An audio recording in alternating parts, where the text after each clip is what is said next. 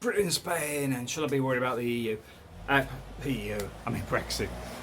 Reality is, I sit there and I'm still where I was 2 years ago, when Peter was looking at coming to have a bit of a debate with me about the Brexit, and I turned around and said to him, you know what, we're going to get what we've currently got, which is stalemate, business as usual, stagnation, whatever you want to call it. Because in the UK we have this fundamental problem that is the reason PFIs are collapsing, the reason that Carillion collapsed, Interserve had its major problems. A company I was working for is currently having some major issues. There is a management problem, and I do this as a puppeteer because they go on courses to learn how to move their hands and use their hands. And I'm a leader because I have a certificate that says I'm a leader. That is the leadership of the UK. We're lacking actual leaders. We've got robots. Not really robots, but I mean these people can't make a decision to save their lives. Their whole concept is about looking after themselves, keeping their pensions. This is why when you have an MP go, I will step down at the next election because it guarantees my pension fund. That's what they do. He didn't step down today because that would wipe that out. No, I'll step down at the next election. Their business as usual, people. This is why when they're having this leadership challenge for the Conservatives, you sit there and think, I don't want any of them. Well, that's my personal view. I don't think any of them are fit. But I'm not getting into it too much because I know some people may have a different view than me on there, but I can't see any of them being of note. And then when you go, right, we'll have a general election, that'll show them. You're sitting there looking at Corbyn and the Conservatives, and you go, but I don't want either of these. That's the problem in the UK. We're lacking leadership. And I expected this whole thing to just keep dragging out.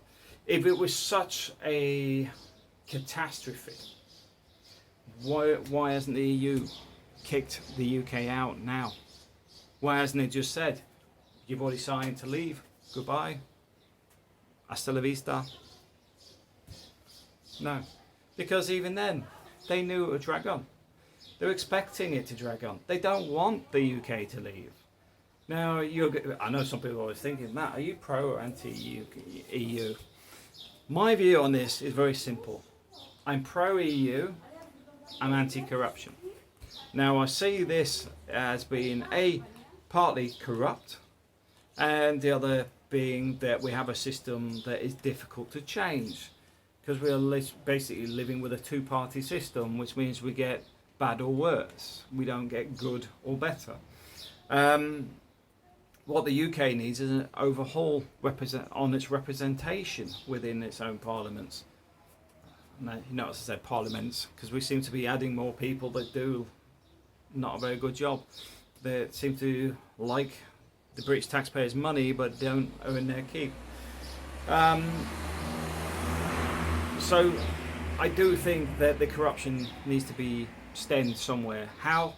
I'll leave that to you. Myself, I think you need a representation of different sectors of society so that it's a more balanced viewpoint. Because I do think that things have just gone away from actually listening to anybody.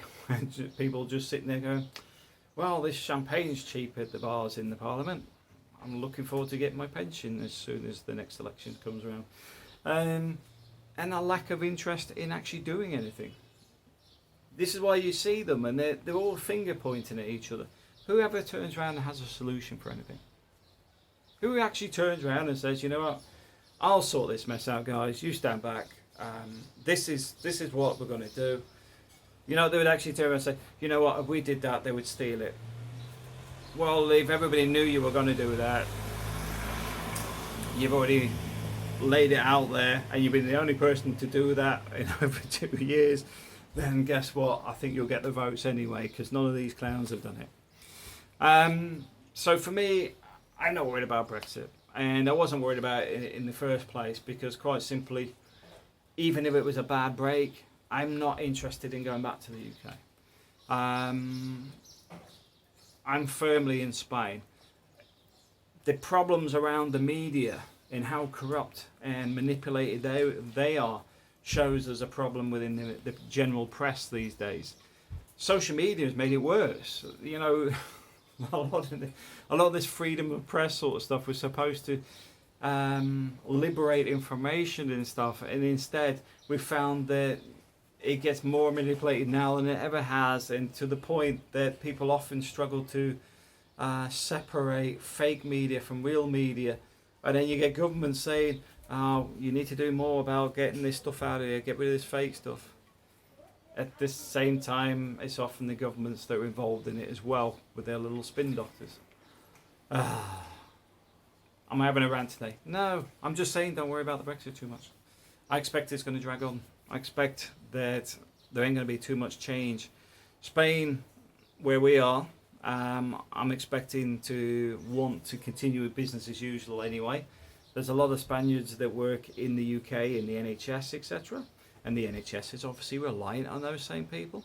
The UK economy is also reliant on food out of Spain. Now, the big question would be, well, can't the UK economy make its own food, its own doctors, its own nurses and whatever? You tell me. Should have been doing it 10, 20 years ago. You tell me. Because the NHS hides the reality of how bad things are. It doesn't really tell you how many people are getting in from Malaysia, the Philippines and other countries to prop up the fact that we don't have enough skilled people and an ageing population. So for me, I am firmly in Spain. I'm not going to be flag waving a Spanish flag anytime soon, but I don't wave the Union flag either. And I say Union flag, not the Confederates, but it only becomes a jack when it's on the ship, so I'm not waving a British flag at any point either. Quite simply, I see myself as more a person of Europe, although I am often called a Brit living in Spain. But I've spent more years overseas than I have actually living in the UK.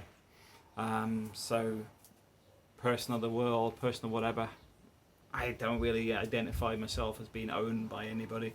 I just enjoy life. And I think that's one of the fundamental things that a lot of people need to do, is step away a little bit and just simply go, unless you're going to fix the problem, let's not argue about it. Enjoy life.